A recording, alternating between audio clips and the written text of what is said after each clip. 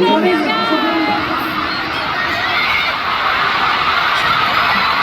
lang bilang ko sa akin. Hindi pa lang tao. Pero inagad ko ng paniwala. Kasi after like a year or two, sama-sama ulit kami para mag-concert. Hindi lang isang araw, kundi dalawang araw sa pinakamalaking indoor arena sa buong mundo.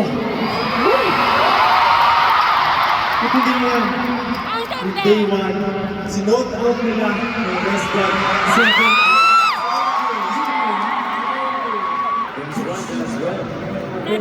Pero guys, dahil sa ginawa namin, talagang mas dinoble namin yung paghahanda para lang ma-pull off yung concert na to.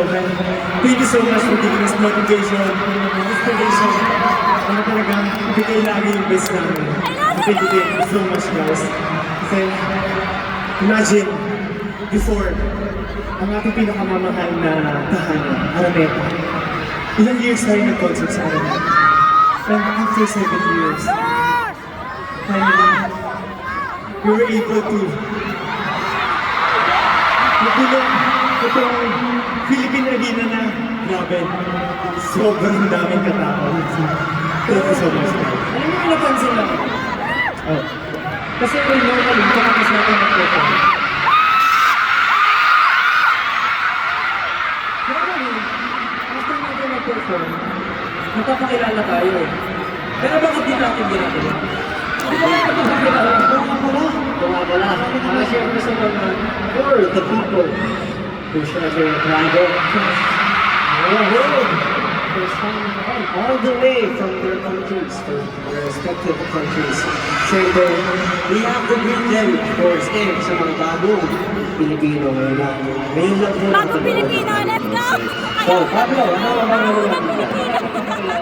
Paano tayo magpapakilala? Isa-isa ka mo. Okay, simulan sa kanan para mag-focus. Ha? Kaliwa ko rito kung ano yung Ay, dito. hindi Hindi ko mo eh.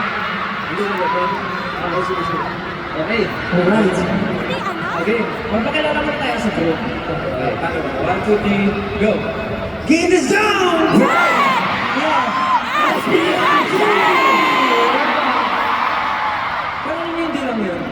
Kasi feeling ko, sa tagal na natin,